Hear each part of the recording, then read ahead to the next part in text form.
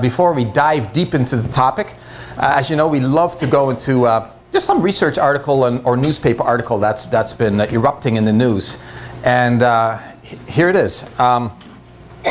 I was just paging on the internet through a Dutch newspaper, the Telegraaf it's called.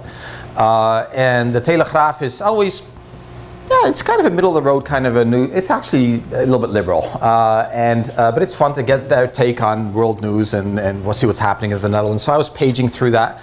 And I saw this interesting question. They said one of the readers in a health article, an Ask the Doctor type of a thing. I was in the States not that long ago, and I noticed this funny ingredient called aspartame in some of their foods. Could you enlighten me on any of that topic? And this Dutch medical doctor just let loose on the topic. It was really interesting to read from a Dutch perspective. They said, well, there's reasons that we don't have it in our food supply. Point number one was, it's not real food. It's not food. This is a chemical that our digestive system has never been able to digest fully because it's not food. You're basically putting a poison in your body that the body cannot break down. What effort it does to break it down will create other byproducts which then have severe side effects, including seizures, behavioral changes, depression, and he went on and on and on about that. And this is fairly mainstream opinion over there. That's why they do not have new to-man chemicals in their foods. Food colors have been outlawed. Aspartame, no. There's a couple items that are still grandfathered in from long ago, but for the most part, not there. And I thought that was just an interesting little take. And then wouldn't you know it, in today's USA Today, there's this headline on the front page and then expanded on in one of the health sections in the back of the newspaper. Doctors debate whether aspartame has benefits or not. And that's in today's USA Today. And the crux of the article came in front of aspartame, that it is probably harmless, will probably benefit you, prevents you from eating too many calories, and on it went. But I see cracks in the facade. Just the fact that there was a little bit of a question mark in that article, I thought was positive. Because that is the beginning of the end. And I think it'll take a decade, but you'll see it tossed at some point. Yeah, you'll see it tossed at some point. So why wait till then? Why wait for them to tell us what's good for you or not? Let's dig deep into the research. Let's see what's happening in the research right now and apply that to our health right now and not wait for them to come to a consensus 30 years after the fact. So that's what we're going to do today. You're going to hear things that are way ahead of its time. But you know what? Being ahead of its time is kind of fun. I remember when we started our practice almost 22 years ago here now. And back then, we're big advocates of vitamin D. I got many angry retorts from professional health officials that said, you know, you're basically poisoning your patients. Vitamin D at that kind of dose is totally not allowed. And wouldn't you know it now, a little more than 20 years later, we have finally accepted the fact that vitamin D is indeed necessary, incredibly vital. 92% of Kent County people are deficient in vitamin D, and we should probably be between 4,000 and 6,000 units a day just to maintain our levels to make up for the lack of sunshine that we have. So it's a very important topic. It reduces inflammation tremendously. We're going to talk about that today. It reduces autoimmune diseases by 70%. We think it reduces colon cancer by about 60%. Breast cancer incidence down by 47%. We're talking staggering statistics just on vitamin D alone. This research started back in the 1930s, and it's taken till now for us to start embracing that. And even now, it's somewhat controversial. So back in 1994, we started applying a new type of detox. We were using something called a 4R, and you'll see a slide on that a little bit later. In 1994, this was considered total heresy. It was laughed at. The whole notion of leaky gut syndrome, which has been researched since 1908, was totally, nah, it's not there. wouldn't you know it, that it is finally being embraced by the gastroenterology associations. In fact, I heard it mentioned for the first time 2 years ago at a gastroenterology symposium. They used that wicked word, leaky gut syndrome, and I thought, phew, I guess finally start using that word again. Again, almost 20 years after the fact that they started embracing that. I'm just throwing a few examples out how it takes time for these things to be to go into get into motion, really, with mainstream healthcare. You as a patient are forcing faster change, by the way, because of the internet and the intelligence that comes with it, the knowledge that comes with it. You're asking questions on the doctors, and it's forcing change on them. So I'm noticing that some things are incorporated in as little as 10 years. Like, for example, about 6 years ago, we incorporated a precursor to folic acid. We're going to talk about that today. It's known here as methyl B, and it's a very important item for helping prevent DNA damage and do nice DNA expression. I know your eyes are rolling over already. But in fact, Time magazine started writing about that about 3 months ago. I was so excited to see that. So we'll see how long it takes for it to start catching traction too. So the stuff you'll hear today, a lot of it will be the first time that you hear it. It'll be incorporated probably in about 20 years. Have fun with it. It's chewy. You can ask questions with it later. But we're going to talk about the whole spectrum of chronic disease. We started in December with one of our seminars on the descent of our health as a nation, all the chronic diseases that are just accelerating like mad. For example, one of the examples we used was that autism, when I started practice, was 1 in 22,000. Now it's in 1 in 63.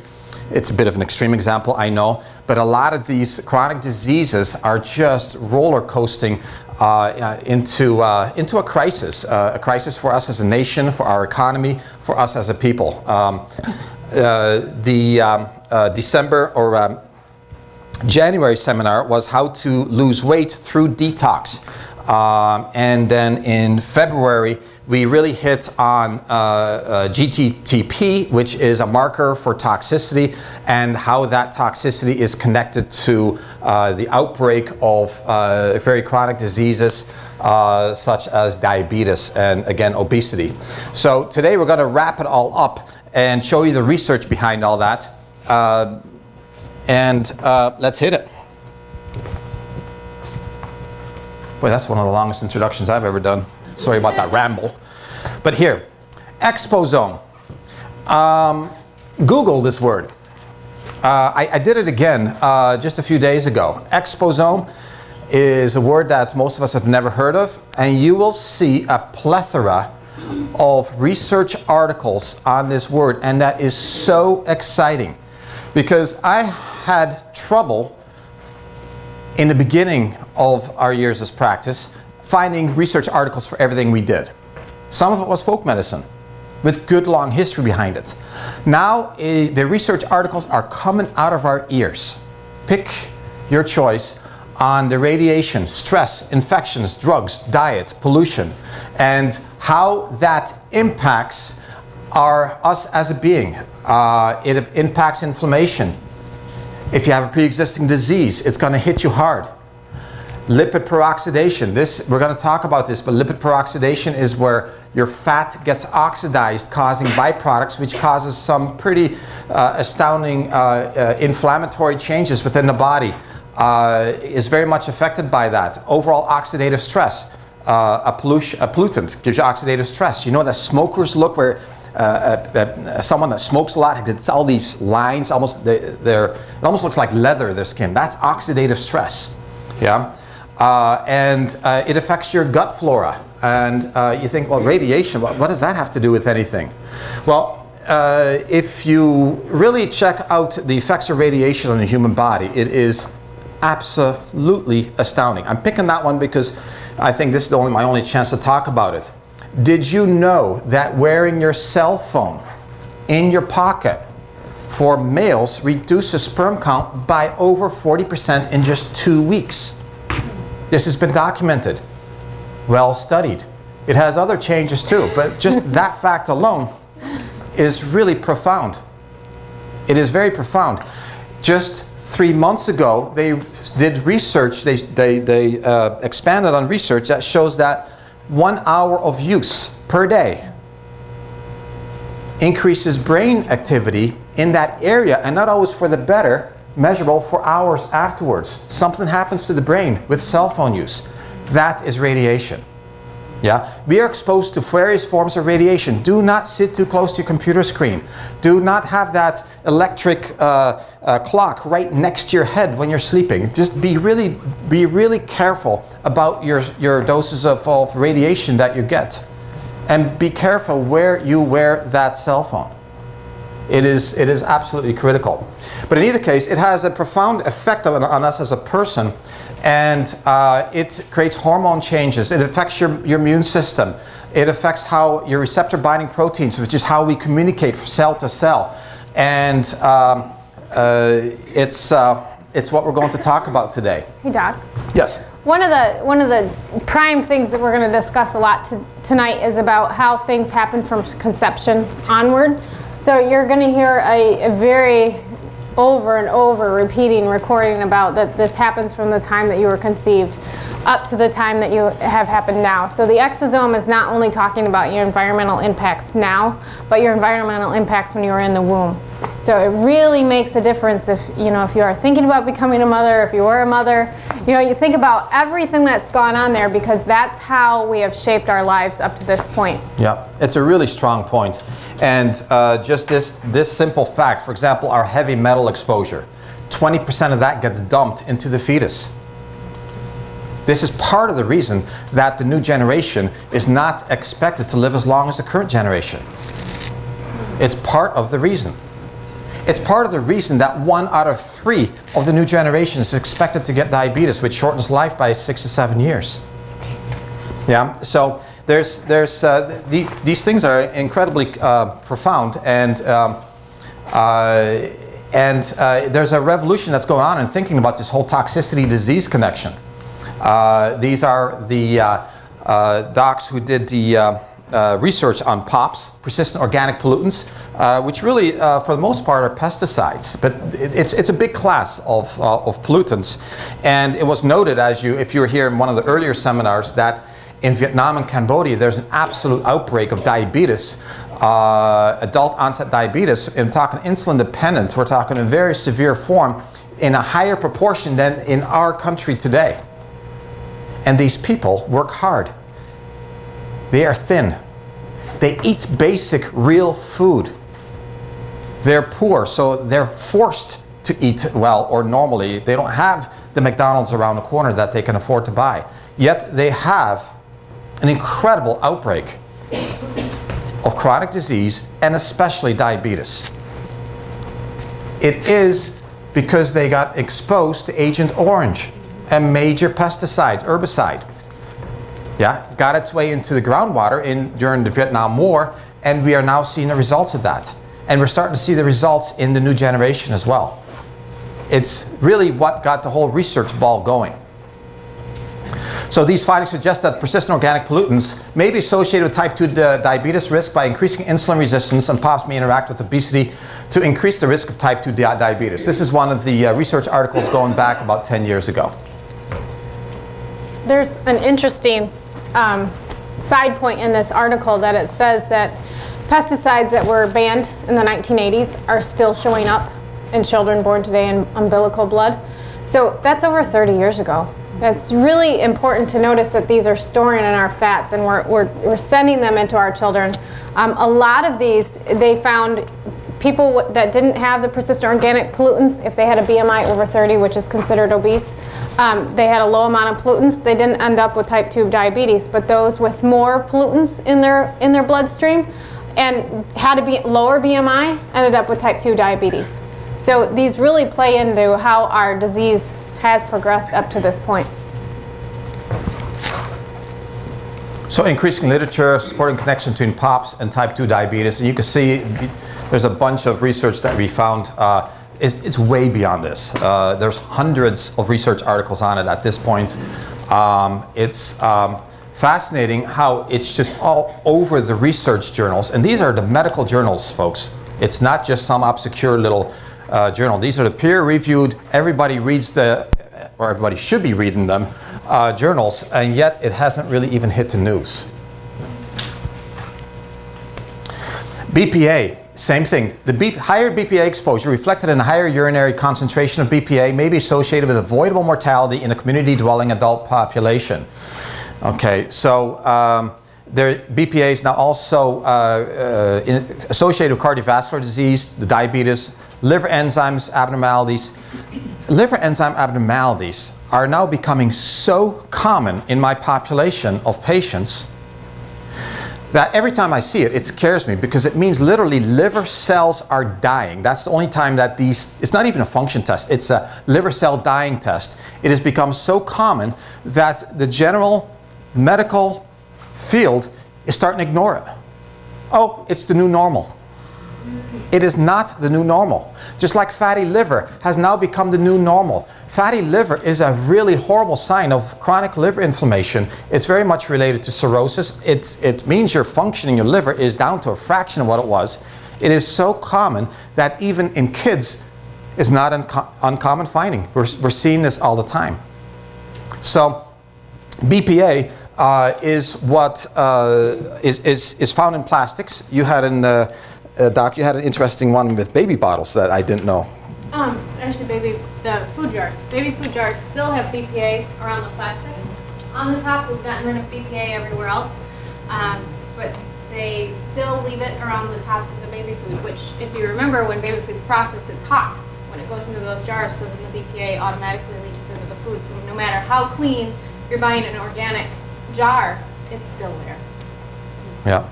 And BPA was increasing by how much per year, you said? They're making, I think, 2 million metric tons, and it increases 6 to 10% annually. Yeah. So BPA, we're going to hit questions after. BPA is you get it from unexpected sources. Get this one. You go to Starbucks, you get your tea. Okay, you go to Starbucks for tea, right? And so you get your tea, and the steam goes up against that plastic lid, right? Water drops back down. It is incredible how high the amount of BPA is in that lid.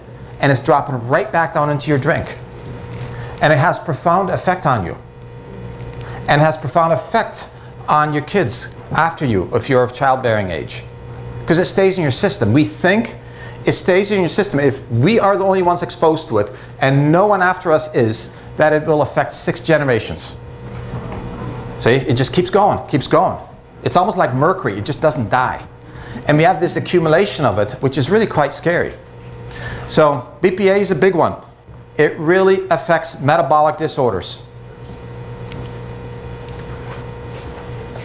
Mind. Dr. Stacey wants to look at that one. All right, go for it. I absolutely love working with this, because when I was looking at bisphenol A, what I wanted to find out for women, obviously because it's something that I worry about as I age, how much it affects me, how much can it bring out cancer in me, what have I been exposed to up to this point. Research has shown that we've done a lot of our study on bisphenol A metabolism, excretion in mice. They don't excrete the same as we do. What they believe is that 100% of it is excreted through our urine. Well, what we found is that it's supposed to be metabolized in the liver as well. So most of it is supposed to go through our fecal route, so we can't measure exactly what shows up in the urine route. We believe that when it goes through the liver, it goes through the glucuronidation pathway, which is phase 2 of detoxification. So if your liver is congested, or you don't detoxify well, or you have a genetic SNP, then this is going to load into your system and stay in the fat cells. So when that happens, it becomes metabolically inactive when it goes through glucuronidation pathway. And then it's not going to affect your hormones. We don't know exactly how much of it gets inactivated. We just know that's what shows up in the urine. So we're really not sure how the liver is affected when you have too much. We don't know how the digestive enzymes change it to make it more active, what it does in the fat cells. We know that bisphenol A inside the cell until it hits the glucuronidation pathway is an active hormone, and that's why it can drive the estrogen cancers. A low dose of bisphenol A on breast tissue, the top is the control, milk ducts. The bottom is with a very low dose, 25 micrograms. That's really small. It's about what you get off when you drink your hot tea from Starbucks. And look at the increase of the tissue replication in there. That is driving an estrogen-based hormone, i.e. can be cancerous to somebody who's predisposed. So very interesting when you're looking at this. This is very similar to, you know, when we're dealing with bisphenol A and mercury and arsenic and all that, it is increasing our insulin resistance, it's increasing our diabetes. And that is why we're seeing earlier and earlier generations have problems with obesity.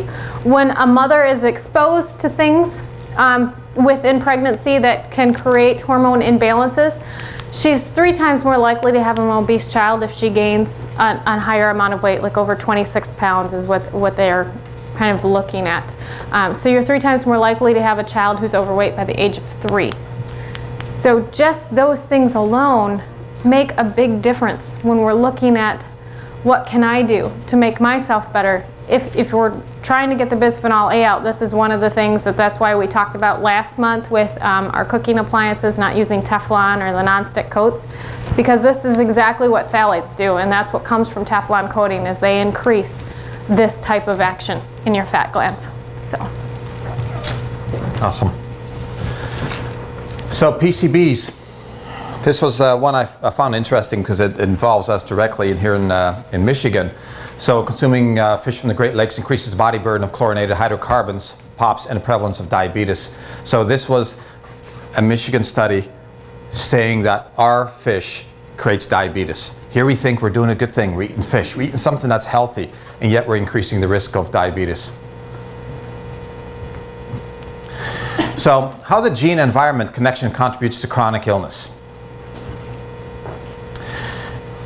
This is a major one.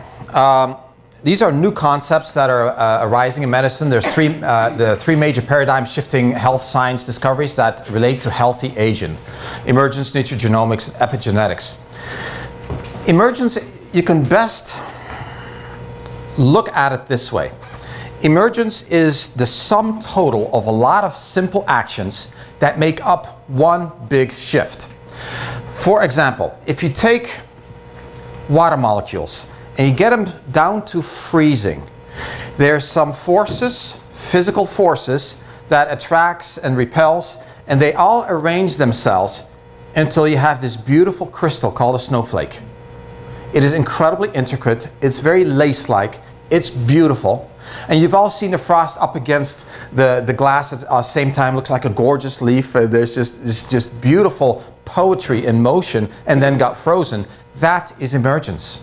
Just like a school of fish that is just flicking around the water. There's thousands of these little fish, and they're all going around, staying together magically. Same with these flocks of bird starlets, right? And you kind of wonder, well, who's the leader here, right? So at least that's what I think. It's who's the leader? And I can't figure it out because there really isn't one. They're acting as a unit. And when they start acting as a unit, they create something beautiful, something very intelligent. And that's what's happening inside us all the time, where things are shifted on and off. A little bit like the zeros and ones in a computer program, where by itself it doesn't make any sense, but you put it together in the whole picture and something very complex emerges. That is emergence. And they're starting to finally figure out that the whole drug model doesn't really fit in emergence. It doesn't do it because you're trying to do just one thing. You're not trying to work with that whole thing. When you're looking at it from a functional medicine perspective or a holistic perspective, you're working with that whole thing. You're trying to make everything light up so that it can get back to that beautiful emergence. So it's how our genes are translated into our health and disease patterns. That's how, so we're looking at genes firing up, firing down, and creating this pattern. Emergence, by the way, when I did the research on emergence, was first proposed by Hippocrates. Isn't that great? I know, you didn't need to know that. Nutrigenomics how nutrients and phytochemicals speak to our genes. This one is huge because we can speak positively, poetry to our genes and make them sing a beautiful song so that you have this beautiful book of knowledge that's been unfurled, which is your life, and all good things come out of that. Or you can speak bad things to it, feed it bad information, bad signals, and it pretty much becomes a tale of horrors. Yeah? We have that capability in us to make it go one way or another way. And you know, I've used this example a lot, but it bears repeating. So if you've heard it 1,000 times, sorry, but here it is. The Native Americans, a beautiful people when you look at pictures from the 1880s, when we first discovered photography, 1870s. And tall, lithe, they had very good looking, very strong, lived very long. Once they get past infancy and went past that danger time, they lived well into their 90s for the most part. They fed off the land, they hunted, they were very active. The same gene pool today is very short, very round. Average lifespan 47. Pockmarked skin. Not very athletic. Very depressed. Ravaged by disease. Same genes, different environment. Put those genes into that old environment again, and voila, you'll see it turn around in one generation. They'll have to work a little extra hard at it, by the way, because of the toxicity, and then the second generation will have an easier time, and the third generation easier time yet. But you can reverse that. Just like we have mice that we do experiments on. These are obese mice that have black fur, yeah, and we try different things with them. And all the offspring are the same. They're all obese, they all have black fur, they're round, cute little things, but only live half the lifespan of an average mouse. But then you give them what we call here methyl B, this equivalent of methyl B. It's a precursor to folic acid. That's the only thing you change. And all of a sudden, that mom's offspring will have white mice. And they're skinny. We totally turn those bad genes off just by one nutrient change. Totally.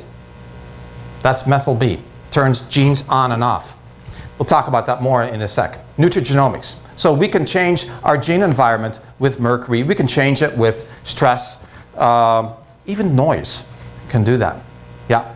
Epigenetics, how our environment shapes our structure and function. You've kind of gotten that with that. So this is more environment, this is more nutrition. Anything to say on that? Just the one easy way to explain emergence is it's like looking through the windshield instead of the rearview mirror. You can always change whatever you're going through in front of you, but behind you we have no control over that. The emergence is going forward. Yep. Yep. Yep, very strong. Although the rearview mirrors we can learn from. All right. Chronic disease results from the emergence of a disturbed metabolism. Lifestyle and environment are the major factors altering gene expression that results in disturbed metabolism. I think this is exciting information, by the way, because it means that you are in the driver's seat. You are in the driver's seat. Even though Parkinson's or Alzheimer's runs strong in your family, or diabetes, it's wonderful to know that. It's absolutely wonderful to know that, because it's like a car that keeps on drifting to the left because your suspension is off on that side. Well, guess what? You steer a little bit that way, you can drive that thing straight. You just have to be compensating, right? And that's how it is if you have a gene pool like that. You have a predisposition towards that, well, you steer it a little bit this way. And you can do that with our guidance, you can do that with your own research, and plain old common sense, really. The epigenetics revolution. Loved these two articles that came out in Time Magazine. Newsweek also had it. I could throw up a whole bunch of covers. These are cover stories. Why your DNA isn't your destiny. This describes in detail how methylation through methyl B, how that's emerging research, brand new research, it's not, is shaping how our science shapes itself, how it expresses itself, how it can change your looks, how it can lessen or increase your ability to get disease. And hey, it's hit the main news. It's absolutely wonderful to see that, and pretty well written article. So how the first 9 months shaped the rest of your life. A lot of this research actually was started out in Norway, where we had an interesting family that had some profound illness running through many generations, and one of them happened to become a biochemist and started studying this and got the whole apple cart going, and found that the influence of the environment there in Norway had a profound influence on how that family's genes expressed themselves, because the few that moved away didn't have that problem. And it became a study on heavy metal toxicity, vitamin D deficiency, and how that shaped every generation beyond there. So it's a very fascinating look at how things are shaped. We hold, as parents, the key to the lockbox of genetic identity. We can shape a genetic identity for generations to come, people who will never meet. An alcoholic father will birth a son or daughter who is zinc deficient, and that zinc deficiency is measurable for, again, 6 generations. Isn't that amazing, that responsibility that we have? It is absolutely amazing. So all that stuff can come together, and is, I feel, has become critical mass in our generations especially. They're actually starting to do research now on mothers at conception, and they have women signing up for it's going to be, I think about a 22-year study. They're going to follow mothers from the point of conception, doing hair, blood, urine samples, looking at triglycerides and all of that. And they're going to follow their children to the age of 21. And they're going to find what the environment has changes on the children, and find out why these genetic changes are going on. They've also shown that, like somebody who has had bariatric surgery, and they have a child before bariatric surgery, lose weight through bariatric surgery, keep the weight off, and have children afterwards, their children are 3 times less likely to have any weight issues after the bariatric surgery, just because of the environment that those genes were bathed in, because she's not constantly swimming in toxins. It's very interesting. It is. Yeah. Endocrine disruption. So we're talking things that change hormones. Dioxin and BPA. Dioxin has been outlawed for how long now? 80s. Since the 80s. It is found in every single one of us. It won't go away. It is incredibly toxic. We feel it's responsible for many cases of breast cancer. And it is why it is so important to take care of our detoxification pathways, because that's the only way to get rid of it. If we're bathing our liver, our gut, with donuts every day, it's certainly going to prioritize the donuts and forget about the dioxin, which is then just going to stay in your system and give us profound changes. Yeah? This is one of the reasons that we try to lessen our load on our bodies, so we can take care of all those unseen things. Because I can already hear you thinking, well, okay, I've got BPA, I've got this, I've got that, I've got that. What is my best defense against it? Because I can't avoid it. It's all around us. I mean, we're not going to stop Muskegon from spilling mercury into the air per ton. It's measured per metric ton. Those are the cement plants. We're not going to stop them, right? The only thing that we can do is lessen our load on our body so it can thrive and actually detoxify those things the best it can. That's part of the message that we're trying to bring across. This is why we want you to have a healthy lifestyle, because we have that incredible intelligence that was created in us that can take care of a lot of these things.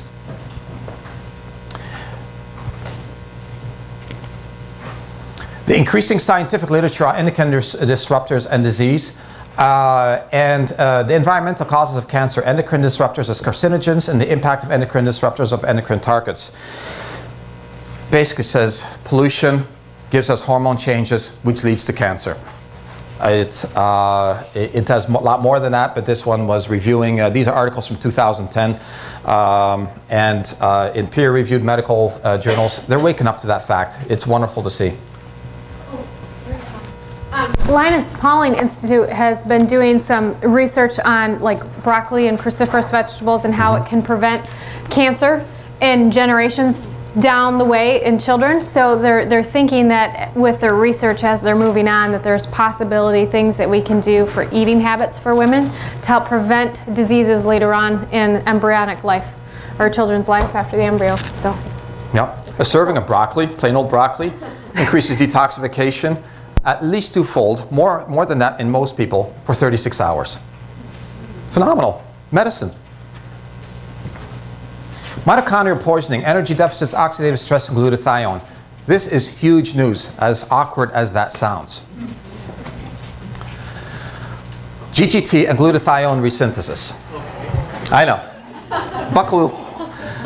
No, I'm not going to go into it, but this one is really an interesting one from a nerd perspective, in that it shows the relationship of GGT and glutathione, and I'll explain each one. Glutathione is our main molecule in the liver that acts like a magnet or drives metabolism away, gets rid of toxins. It is our detoxification molecule. It is the holy grail of detoxification. Since I've been in practice, I've desperately searched for that holy grail. I've been combing through the research all the time because I knew some of the things I utilize up-regulates glutathione.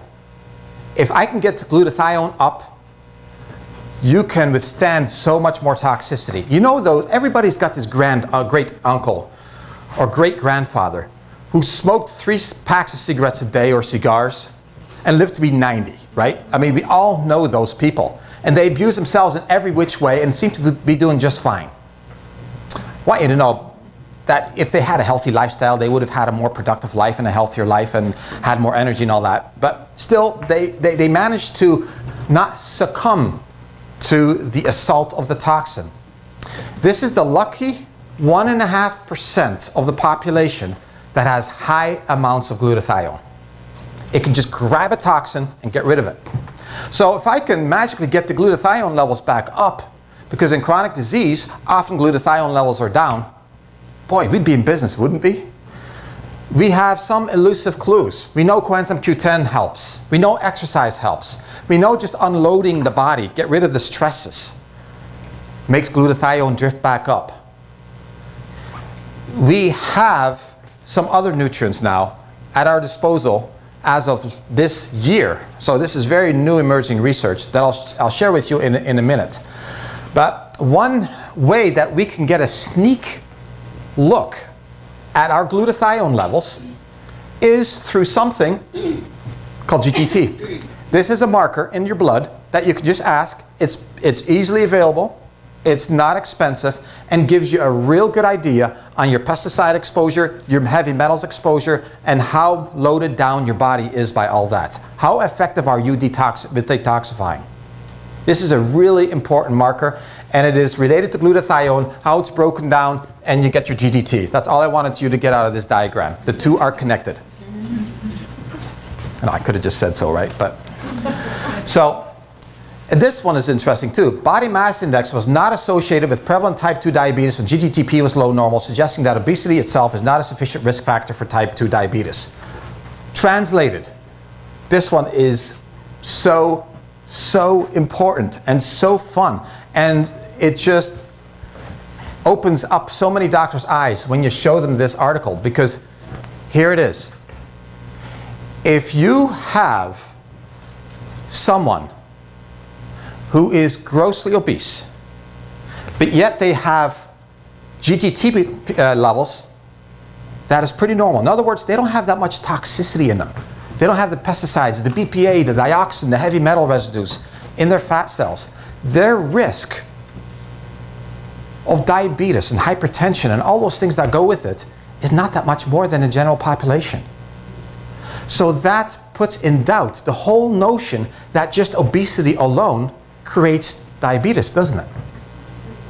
It upends that thing that we've always assumed. Now, people who are overweight are more prone to diabetes for a reason. It's because they have more fat cells and thus a lot more storage sites for chemicals to accumulate in, so therefore they are more prone to the toxicity.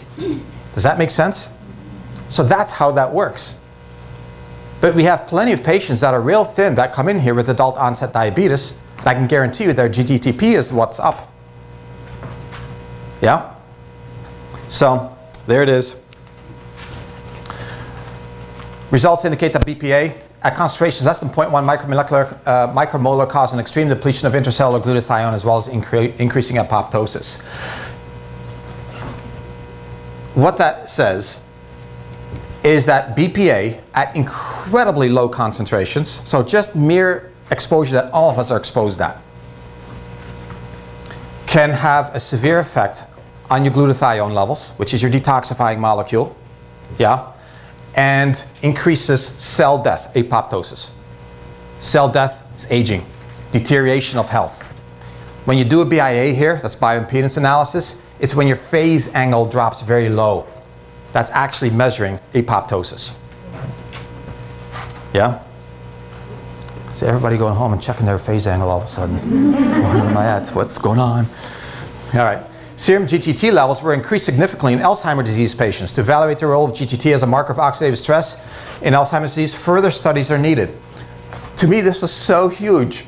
And it's such an aha moment because you think, okay, so cell apoptosis. See, once you start digging into it, there's all these lines that go all over the place, and it's so much fun because you think, okay, we got cell death going on. I know that's what's going on in Alzheimer's, and I know the neurofibrillary tangles that occurs in Alzheimer's occurs mainly in the fatty tissue of the brain. So what if there's a connection with GTT and this whole business of Alzheimer's? And bingo, sure enough there is. We've got such a strong hit that I did another search on this weekend, found another article other than this one that did a study on 287 Alzheimer patients and found that the GTT levels was so abnormal, not a single one of those patients was normal, not a single one. Yeah, and compared to the general population of that age, that's not at all true. So it's a really strong hit. And why it's not become mainstream yet, I don't know. It just takes time, it seems. Consideration of how the central nervous system generates and handles the substrates of glutathione synthesis is important, providing insights into the control of intracellular glutathione and the relationship to neurodegenerative diseases. It just sums it up, that's all. Yeah, it says toxicity equals neurodegenerative diseases, but notice they went beyond just Alzheimer's here. Okay, now we're talking Parkinson's, right? MS. We're talking all kinds of neurodegenerative processes where you can't feel your feet. You have the constant burning in your feet, right? That's common with diabetics as well. Diabetes and neurodegenerative. You think there's a connection? See, there's another line. Everything is connected. Everything is connected. Question. We're going to hit questions later. Pollutants and mitochondrial dysfunction. Metabolic syndrome and obesity suggested to be a result of toxic inhibition by POPs of mitochondrial bioenergetics. Really, what we're saying here is they're pounding over and over all the different angles of this toxicity. It causes mitochondrial dysfunction. You've heard of chronic fatigue syndrome, fibromyalgia, the yuppie disease of the 80s. We first thought, nah, it's not true, it's just a new fad. It's very true. We have patients coming in, their metabolism is mud. They can't move, they can't function. They are not just depressed. Yes, they're depressed because of their condition, but it's not depression that's doing this. There's true slowdown in their mitochondria. Everything comes to a grinding halt. This is what this, they could be chronically exposed to pesticides. They have the oxidative stress. It affects their mitochondria. Multiple articles on that. Got it all? Yep. So, Jeffrey Bland is one of our heroes, and it is on his shoulders that we stand tonight, among many others, forefathers to this knowledge. There's many researchers that we have to thank for, but he's really that brought it into our current century. An incredible biochemist, head of the Linus Pauling Institute, is now working doing research into all this, publishing all the stuff, putting it together for us docs. So, because it's frankly tough to wade through all the research, and he helps us weed through some of that and exposes us to some of that. And he wrote this book, Nutritional Epigenomics, and really was the first to expose the huge impact that our nutritional intake has on how we respond to the environment, and how our genes are expressed.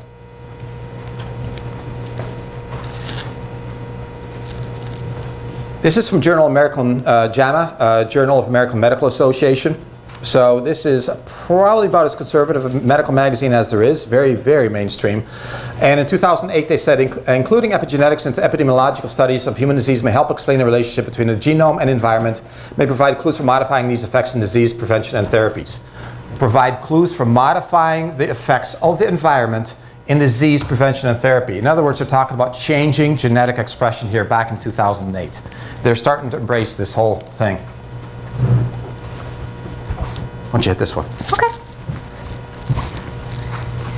Now this is talking similar about that. Most people know about folic acid and how it can affect our bodies in helping with DNA and stopping some of the spinal issues that we see with children. The folic cycle nutrients in homocysteine and under methylation. Methylation is huge for how your body can get rid of pesticides, get rid of chemicals, get rid of hormones that are excess in the body. SAMe is a key gene methylating agent. It is one of those that is required for upregulating phase 2 detoxification. It's derived from 5-methyl tetrahydrofolate, which is the methyl B in the office, or it also is carried in a lot of our products. The other one is intrinsic B12 folate. Proper methylation is required for gene silencing. When we want to hush a gene that's overreactive, one that's creating all of these bad lipid oxidating problems where we're getting more and more toxins into the system because we're overloading the gene pool. This one helps to silence everything. Shh, hush, keep everything quiet. Deficiency of methylated nutrients can also alter the epigenetic gene silencing, resulting in increased risk to disease when exposed to environmental agents. Methylating nutrients are great to help pull out all of these pesticides. One of the things that they see that cognitive function also works with is you need 5-methyl tetrahydrofolate to increase your neurotransmitters to help fight depression, to help fight anxiety. So when we're overloaded with chemicals and pesticides, heavy metals do cross the blood-brain barrier, so those can overload the brain as well, and that's when we notice these imbalances of neurotransmitters. And that's when you'll find a lot of our patients will recommend a 5-methyl tetrahydrofolate to help support the body as a whole, immune, hormonally, cognitively. 5-methyl tetrahydrofolate should be used along with vitamin B12 to support methylation. The betaine here also helps with one of the areas that B12 starts to be broken down is in the stomach. You need hydrochloric acid and betaine to help to break that down. So that's one of the areas that it starts. As we age, we lose our digestive enzymes for protein, and dairy is one of the hardest proteins for our body to digest. So to digest that, you need to increase your hydrochloric acid secretion, which will also increase your B12 and methyl B, or your folic acid digestion, so that it'll be supported in the nutrient cycle. Elevated homocysteine levels. This is one of the blood work levels that we're going to talk about a little bit later tonight, of things that you can see whether or not you have a potential inflammatory risk for heart disease, diabetes, imbalances as we go through our hormone changes as women, menopause, men go through andropause, so a manopause, I like to call it. Sorry. Okay. Knock it off. Oh, great. I got stuck with this thing again. So this is what we use as methyl B in our office. All that it's incredibly important. It's what the Time magazine article was about, and it's starting to become mainstream. I'm just loving seeing it. To be truly mainstream, and give it another 7 years or so. Folate cycle and glutathione. Here, this shows the relationship of how the folate cycle, which is methylation, which is breakdown of all the toxins, it basically fuels that, and which is directly related to glutathione levels. Everything's connected. See that? All these pathways, they go together. And I've seen some charts that literally just tiny little writing about this big covers a whole wall like that. You see it in some of the universities and graduate schools, and you look at that and it says, my, it's just all connected. It's not just one chemical pathway. It's all connected. So, laboratory assessment of exotoxicity and endotoxicity. This is for the health professionals amongst us. sorry if this glazes your eyes over for a sec, but here it is. This is important stuff. This is how we test for everything that we've talked about until now. And there's GGT, you've heard about that. Yeah. There's also uric acid. You want to take turns on this one? Sure. Uric acid works on the oxidative stress or heavy metal overload. So if you're seeing a high uric acid level, then we know that your cells are dying too quickly, or you just have a heavy metal toxicity, which you can also look at through urine. Yeah, homocysteine. Homocysteine is a really important one because it, in an indirect way, helps you assess your folic acid or folate status. When your homocysteine is elevated over 11, and by the way, these are not the range of normals that you'll find on the laboratory sheet at all. This is where truly functional medicine collides with laboratories, because the range of normals that we get for our blood work is big enough to drive a Hummer through. It makes no sense at all, because here you are, totally normal, and then you go 1 little point over, oh, you've got disease. And where did that come from? There's a gray zone in there somewhere, isn't there? So we're looking at optimum, and when it goes over that optimum, we're starting to get into the suspicion zone. That is what we're talking about over here. So homocysteine has been directly correlated with atherosclerosis when it goes over 11, and profound atherosclerosis. This is an important one. This is why we recommend methyl B for atherosclerosis, because it drives that number down. C-reactive protein is a I think this one's kind of an older version of an inflammatory marker for cardiovascular disease. The GGT is now, and ApoB and ApoA1 are now taking over for cardiovascular disease, looking at the generational changes of inflammation. Now I know with homocysteine, if the B12 and methyl B don't help to pull it down, then we're looking at a broader spectrum. Then we start checking different numbers or looking at more broad stem inflammation to deal with. I got an angry phone call on this about 15 years ago. Cardiologist, one of the main cardiologists who's just retiring now. And I had wanted to see reactive protein on a patient because he has some severe angina symptoms and heart symptoms. So referred him out and got the EKG done, echocardiogram, and I wanted this number, knowing that it's very much connected to inflammation of the arteries. And I got this phone call, so did you make a mistake? Why would you want to do that? And he's kind of, what are you doing, trying to tell me what to do, type of thing. And I said, well, it's an inflammatory number that's very much connected to atherosclerosis according to the research. And I quoted some research from University of Leiden, which is close to my hometown, and considered the Harvard in Europe. And he kind of blew up on it. He says, well, that's nonsense. All it is just an old inflammation number that with wounds or colds will be elevated and has no use in here. I got this call about 5 years later, and it was an apology call. And but he was big enough to do it, which I so appreciated. And he says, I just was in Rotterdam. You know where Rotterdam is? I says, yeah, that's pretty much my hometown. Okay. He says, I was in Rotterdam at a seminar, and they were describing the C-reactive protein and how that it's a very accurate indicator for level of atherosclerosis in the heart. And I owe you an apology because now I remember why and what and all that. And I thought that was pretty cool. So it's lost a little bit of favor because the other ones are a little bit more accurate, a little bit earlier, but it still has good value. When it's there, you're in trouble. And this is the number where you want it to be. Magnesium. Magnesium is a mineral that is absolutely profound. When it's deficient, you're in trouble because it means your adrenals are burnt out.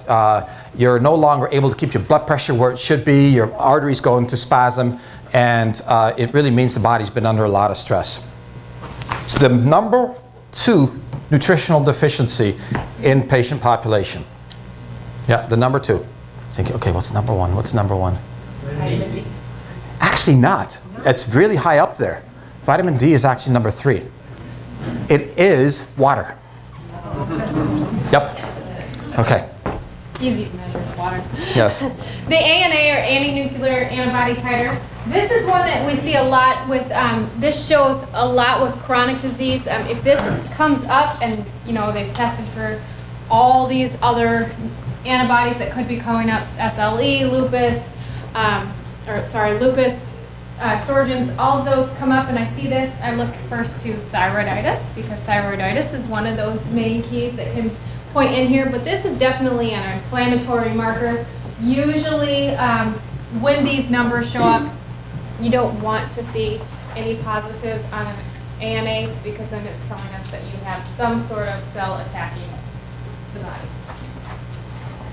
ApoB versus ApoA1. This one is a very new one and is really, really accurate. So ApoB and ApoA1, this is the pickup truck for delivery of fats to the artery walls and also the pickup truck that takes it away. And don't you want more taking it away than delivering, right? And these are the carriers and the ratio thereof. And that's where you want that number to be. Hemoglobin A1C, this is a common one that we're looking at for insulin resistance precursor to type 2 diabetes.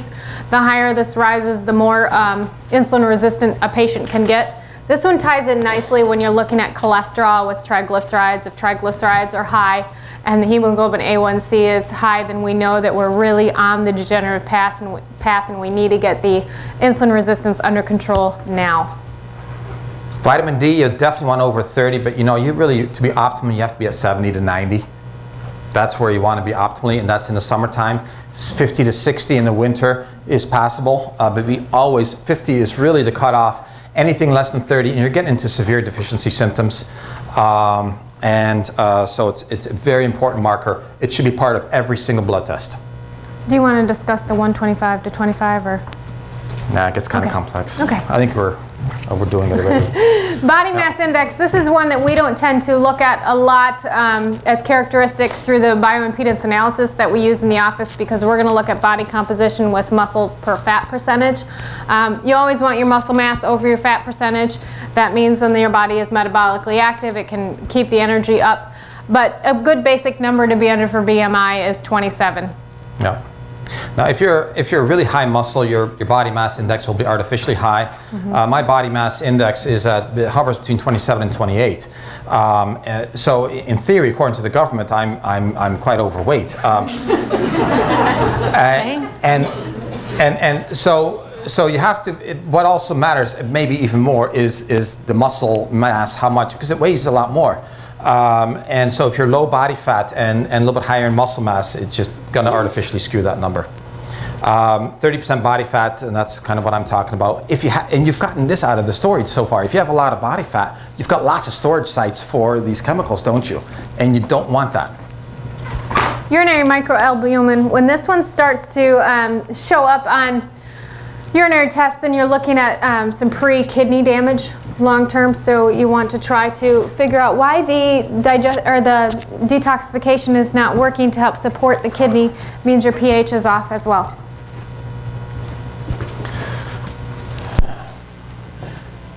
Pesticides, obesogens, you've heard that already. You've heard there's a strong correlation between increased levels of specific POPs and insulin resistance and body mass index. It's been proven many times over now. And toxic metal contribution is huge. This is such a big topic. It slows down metabolism, it causes nerve damage, and it's really one of the top poisons throughout human history. Mad as a hatter, how does that saying go? The Mad Hatter. These sayings mean things. Back when they were making felt hats, they used mercury in that process of making it. So people who were making hats were known to go mad after a certain amount of years. This is where our sayings come from. In the Industrial Revolution of England, the amount of emotional disturbances was unbelievable due to heavy metal toxicity. It's been there all the time. And the detoxification is so critical because we have been given a way to get rid of heavy metals, but only at a very, very slow rate. And often our exposure far exceeds our ability to get rid of it. So therefore, detoxification becomes almost #1 priority for heavy metals. Heavy metals affects us in so many ways. Mitochondrial poisoning, chronic fatigue, nerve damage, emotional disturbances. It affects everything. It affects everything, and it's shocking to see in vitro studies where you look under a microscope and have just a tiny, almost not detectable amount of gas, vapor, that has a heavy metal in it, and watch things grow, and all of a sudden it starts doing the goofiest things in barely detectable quantities. So this is all around us. And it is especially, and this is very new, it's been linked to cardiovascular disease. We didn't know this, but cardiovascular disease linked to mercury and cadmium. The two often go together. And when we test for heavy metals, cadmium and mercury is the number one that shows up by far. I'd say 9 times out of 10. 9 times out of 10. The dye red. So for example, if you're spraying red on a car, it's loaded with cadmium. Yeah. So it's shocking also, this is a new finding, although at this point you're kind of numb to it all, but POPs are also very much linked to autoimmune disease. Research from just the past decade shows that it affects our bacteria, our gut, and if you've been listening to us long enough, you know that the gut is kind of the center of the immune system and causes great changes there. So when the gut changes, it warrants further investigation. So Mayo is now saying that this at the same time, that gut flora changes creates obesity. And I know that there's an interesting study that shows that if you supplement a patient with good viable probiotics, on average they will experience between 8 and 20 pounds of weight loss without any lifestyle changes for those that are obese in a year. Just giving them good bacteria, nothing else. Better breakdown of foods.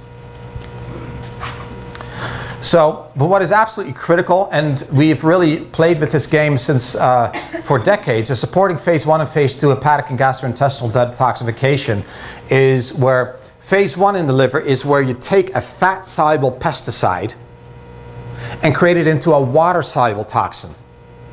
And then phase 2 takes the water-soluble toxin and binds it to stuff that makes it harmless so you can safely eliminate it. So if you can have 1 and 2 working together at about the same speed, not one more than the other, because then you get this imbalance and you get things spilling out all over. But you get them working together, that is the magic of good health. And there's many different ways to accomplish this. One of the ways, and this is back in 1995 by Dr. Jeffrey Bland, there's that name. He is the one that originated the research on UltraClear. Back then it was called UltraClear. And it was a revolution, and when we introduced that to our patients in '95 to for our detoxification pathways. Before that, we used the naturopathic knowledge and using things that were basically herbal diuretics, milk thistle for support of the liver, and lots of beets and spinach, and we just really tried to load things up and got results. It works, and it's been time honored, and still use those foods as nutrients as far as detoxification to this day. But Dr. Bland found through research with all his scientists that he took a whole bunch of his scientists that had absolutely no symptoms, and he measured liver function and found that it differed on average by as much as a factor of 40. So in other words, one person could have 40 times the liver function of the next one, and they're both healthy.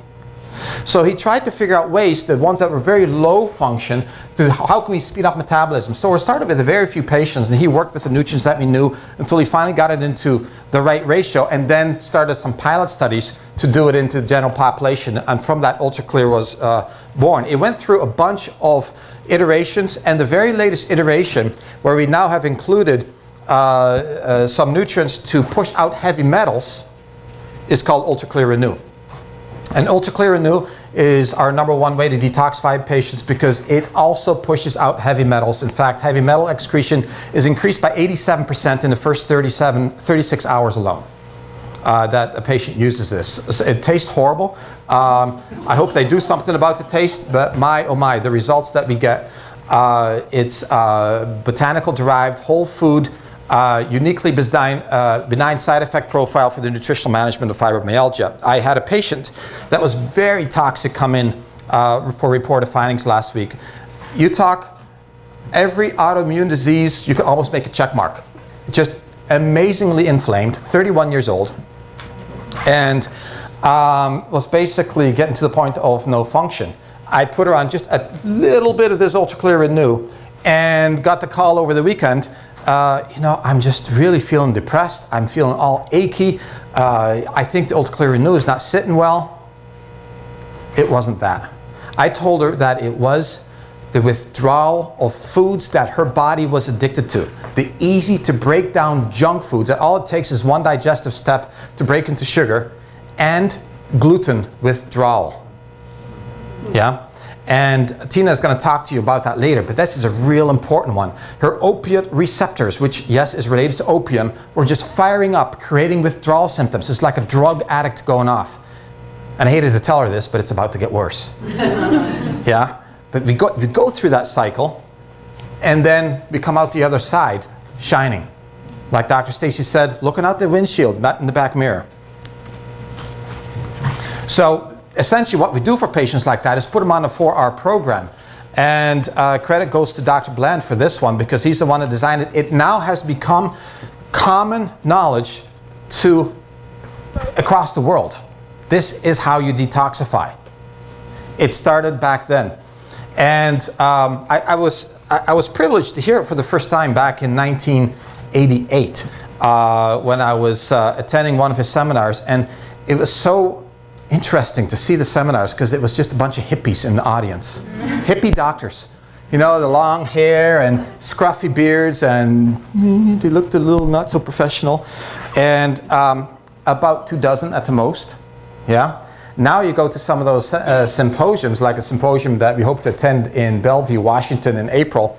I expect more than 1,000 medical doctors in attendance. Yeah, I expect, and same speaker, same information, and it's and on board will probably be about 30 researchers presenting all their research topics. So it's incredible how it's exploded, and honestly, I didn't think I'd see the day. It looked so bleak back then, and you had to have such a thick skin because everyone hated you. Really, you were going against the grain. And my wife always called me an O doctor then, because, oh, what kind of doctor is your husband? He's a naturopathic doctor and a chiropractor. Oh.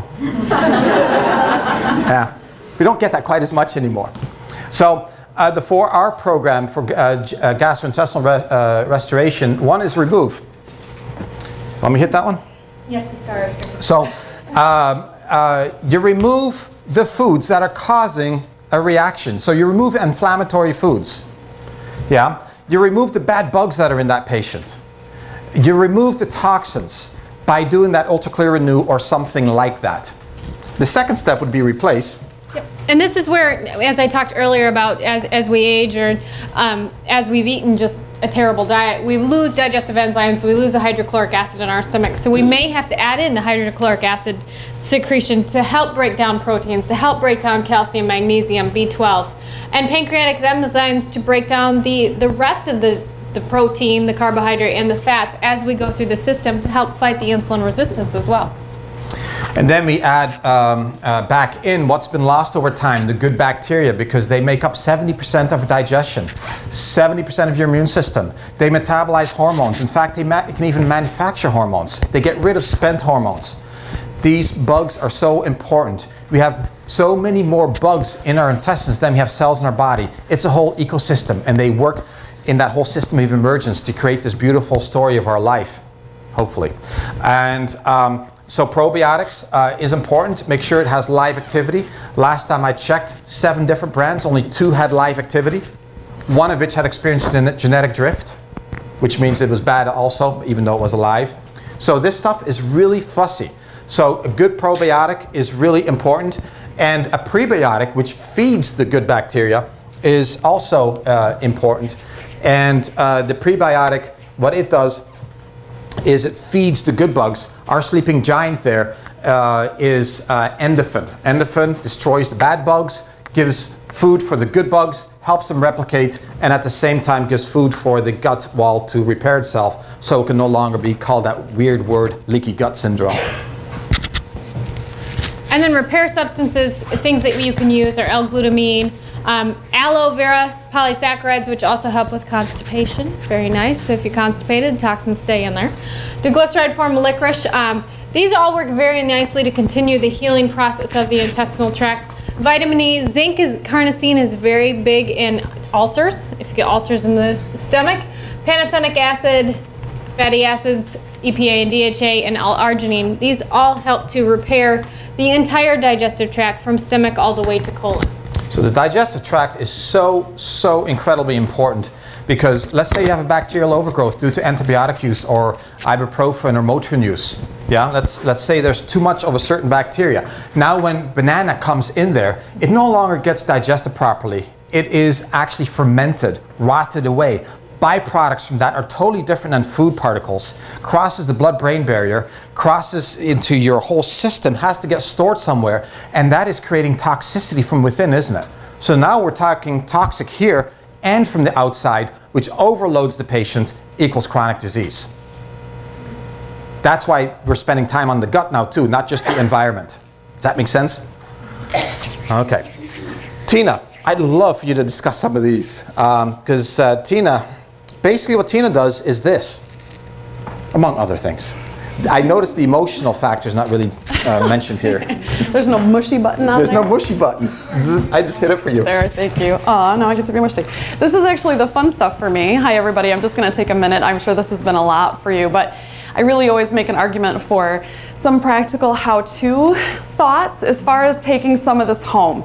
I find this stuff to be very overwhelming if I think about it all at once. But I can really make some exciting change and find some exciting change in my own health if I'm taking it one little baby step at a time. I guess maybe what a lot of you are asking is, what now? Now that I've been scared to death, what now? And this is what the doctors are recommending. This is one of the most powerful things you can do, or I guess several of the most powerful things you can do. And what I want to say is, even though the facts might be scary, or the threat might be big, tiny changes make such a huge difference in your daily life. So what is the Mediterranean style lifestyle, the life plan? Let's start with relaxed and mindful eating. Everyone knows when you go out with friends and you feel calm for the evening, you eat less. You enjoy your food more. Your body knows more what to do with it. It can digest it better, and the doctors have been talking about how important that is for your health. I wouldn't say I'm an expert at this every meal of every day. You know, we all have times at work where we're eating too quickly, or times at home. Don't think that you have to do all of these steps well to be doing a good job, because if you're striving for perfection, you're never going to make it, and then you're going to quit altogether. So maybe a few meals a week you could make a real effort at this being relaxed and mindful, focusing on your food, not being in a hurry, not eating while the TV is on, which is my personal struggle. Low glycemic load, this is something I spend a lot of time educating patients on. How does food turn to fuel? How quickly does it happen, and how can you balance your foods? There's a lot of information online if you're interested in doing it by yourself. If you want some company as you go through this, come and see me. I actually kind of went the wrong way because I want to save that one for last. So come over here with me to small frequent meals. That's just another thing about how to help your digestion. When you eat less food, it's easier for your system to handle. Less food at a time, and even a little bit less overall, right? Anti-inflammatory foods and fats. Again, staying away from things that you must obviously know, we all must obviously know, are going to have an inflammatory impact. And how you might know that is how you feel after you eat them. If you feel fantastic for that first 15 minutes, and then after that you don't feel so good, chances are it's having an inflammatory impact on you in some way, whether that's your blood sugar or food sensitivity. Nutrient-rich foods, that's what we're talking about here. Obviously very important. And minimal grains and minimal gluten for everyone would be recommended. Whether or not we would recommend for everyone to go gluten-free is a different conversation. But mixing it up for your body. We have such a starch-obsessed culture that has now become a gluten-obsessed culture. So toaster waffles for breakfast, mac and cheese for lunch, pizza for dinner, and pasta in between. So we're just constantly getting a lot of gluten. So anything you can do to be having some variety in there. And then my favorite, because this is the tastiest one to work on, organic whole unprocessed foods. It's as simple, it's a rule of thumb. If it's in its original packaging, the food itself, if it's in the original packaging, it's gonna do you good, as opposed to something that's been processed. And so eating unprocessed food is the #1 thing you can do, right? Absolutely. Really? The #1 thing you can do. Remember ERF. ERF. Eat real food. Eat real food. Okay then, we'll make t-shirts. And don't forget that you're going to put on the 15. Yes, I want to talk to you guys just a little bit about food quality real quick. A lot of people think that having a whole foods diet is not convenient, not possible, not cheap. It's my specialty to do it very quickly and cheaply. If you guys need tips, talk to me. Watch our Facebook page because I'm putting up a lot of fun recipes and things like that.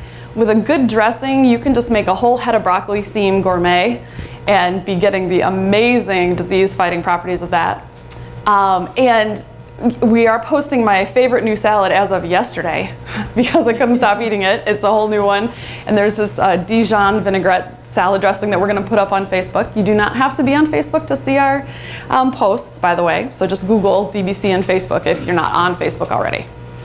And also, yes, we'll be posting the Clean 15 foods on our Facebook page as well. Just the ones to really look for and trust and make your recipes surround that. So. What's the next one? Thanks. Let's sum this thing up.